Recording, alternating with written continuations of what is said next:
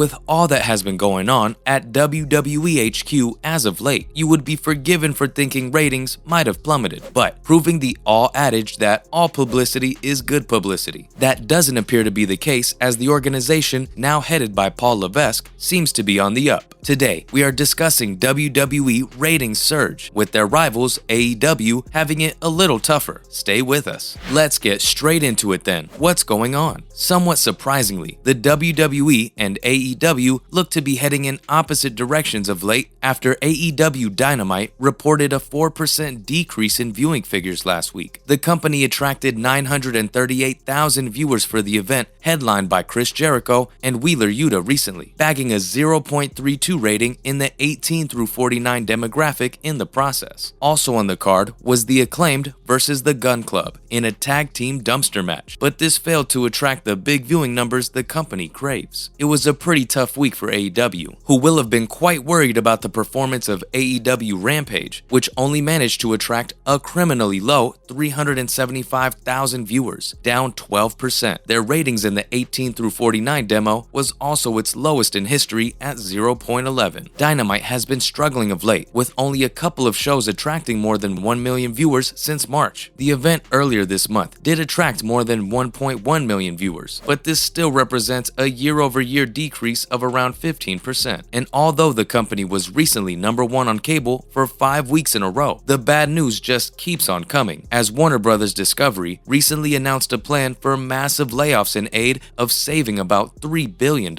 which is sure to impact AEW. Dave Meltzer said, "If you're an AEW fan, the last 2 days, not good news at all," which of course doesn't take a genius to figure out. What else do we know then? Stay tuned to find out. Well, Meltzer, who as you probably know, reports on professional wrestling for a living, went on to describe how most people knew what Warner Bros. Discovery were going to do, but he also admitted that the prestige programming that TNT had, that's going to be out the window. He went on to suggest that aside from the NBA, that TNT and TBS is just going to be another station on cable. It looks like they just want to slash things, and CNN too for that matter. They're slashing everything. Whilst this is pretty grim reading for AEW, they need to figure out a solution fast, given the upcoming free agency period in a couple of years' time. If they don't have those TV dollars, they won't be able to attract the big talent. However, it's not all doom and gloom for AEW, as Tony Khan, son of AEW owner Shahid, has recently revealed how Warner Bros. Discovery executives were actually in attendance for a recent broadcast earlier this summer in California. He had also described an earlier meeting with the company as one of the most fulfilling of his life. This is all well and good, but with Warner Bros. Discovery known to be wanting to make those aforementioned cuts, we're not sure how well this will bode for AEW. If we look at the ratings for the week, between July 29th and August 4th, AEW are miles behind WWE, with SmackDown attracting 2.193 million on July 29th, as opposed to AEW's appalling 375,000. What do you guys make of this? So where do they stand compared to WWE after McMahon stepping down? Well, most people anticipated that McMahon's retirement would have a detrimental effect on the company, but it hasn't quite turned out that way. Quite the opposite, really. Fans are eager to see where the company goes under Triple H's stewardship. With McMahon's retirement announcement on July 22nd, viewership surged by 9%, with 2.256 million tuning in to see the first post-McMahon show. That included 809,000 in the key 18 through 49 demographic, which was up almost a third on the week prior. Pretty impressive. And they kept up the good form the following week, as SmackDown attracted 2.193 million viewers. Of course, there was a slight dip, but that was to be expected. The figures for SmackDown itself were still up by almost 10% compared to the previous 3 weeks. As we know, WWE will always attract more viewers, given the brand recognition, but AEW should still be worried, considering this is a new dawn for WWE. They will not want this to be the new normal. Raw also did pretty well too, with 2.23 million viewers, given the interest surrounding Triple H's leadership as well as the commercial-free first hour. NXT was also up 8% in the 18 through 49 demo. So with all the recent goings on, things are going to keep getting more and more interesting. Of course, the Triple H honeymoon period will fall off eventually, so it might be better to look at the AEW versus WWE head-to-head in a month or two. What do you think? Next up, Booker T has been discussing John Laurinaitis' departure. Stay with us. Amidst the ongoing investigation into financial misconduct in the corridors of power over at WWE HQ, head of talent relations John Laurinaitis has been let go from his coveted position. Of course, he is yet to be found guilty of any crimes, but it appears the problem, first outlined by McMahon's behavior, could be more widespread than initially thought. And former WWE wrestler and two-time Hall of Famer Booker T has recently said on his Hall of Fame podcast that he is sad to see Laurinaitis go. Laurinaitis is also being investigated, thanks to claims of misconduct surrounding older non-disclosure agreements thought to be linked to him. The investigation around Laurinaitis concerns a 2012 non-disclosure agreement with an unnamed employee thought to have been worth $1.5 million. The rumors suggest that Laurinaitis demoted the female employee after she ended their relationship, which appears to echo McMahon's own behavior. Wow. And addressing the issue recently, Booker T said, "Laurinaitis, I give the dude a whole lot of credit for making me a much better performer. He was very, very instrumental in my career and making me challenge myself to think a whole lot more and to be better. So yeah, man, sad day for me. I'm sad to see Laurinaitis step down. I really am. Whatever has happened, there is no place for his alleged behavior in a professional working environment." What do you guys make of Booker T's words? Some John Cena news now. Stay tuned. One of WWE's most loved wrestlers of all time, John Cena, appeared at Comic-Con Wales over the weekend and fielded questions about his own status in the ring. Having recently celebrated 20 years with the promotion, he is currently out injured, but his answers seem to hint at the fact that he isn't quite done with the ring just yet. Asked what his favorite WWE match of all time is, he answered, "My answer is always the same, my next one," which is fair enough. His answer brought excitement, as it fully suggested he has at least one more in him, and he went on to claim that he has not yet hit the point where he is fully retired, which is fantastic news for us fans. Cena did go on to concede that one day, possibly in the near future, he will have to reflect back and pick a favorite. But for now, he is just looking to the next match, whenever that might be. He was last out in September of last year, but allayed any fears of an imminent retiring by saying, "I know I'm not done in the ring, but I am realistic with where I'm at in my life, and I'm 45, and I can tell you from being a 16-time champion, it is very tough to win, and the top of that mountain is a young man's game. Hopefully we get to see him one more time. What is your favorite Cena moment?" And finally, The Rock has announced he is to produce a wrestling docuseries. The Brahma Bull took to Twitter recently to reveal an upcoming series he has been working on. As we know, wrestling is in the Rocky bloodline, and earlier this week, he announced he is to produce the docuseries Tales from the Territories. The show will drop early October on Vice and will document the golden age of professional wrestling. The time in question is before the explosion of WWE and the smaller promotions that surround it. Back in the day, pro wrestling was a regional game with nothing like the money seen these days. The teaser showed interviews with wrestling luminaries such as Bret the Hitman Hart, and The Rock's post was met with delight from WWE fans, who will be eager to take a look at the early days of the sport. Of course, everything The Rock touches seems to turn to gold these days, so we can probably expect this one to be a big hit. Will you guys be checking this one out? Let us know below. As usual, thanks for dropping in today, and remember to stop by again next time for some more fun bits and pieces.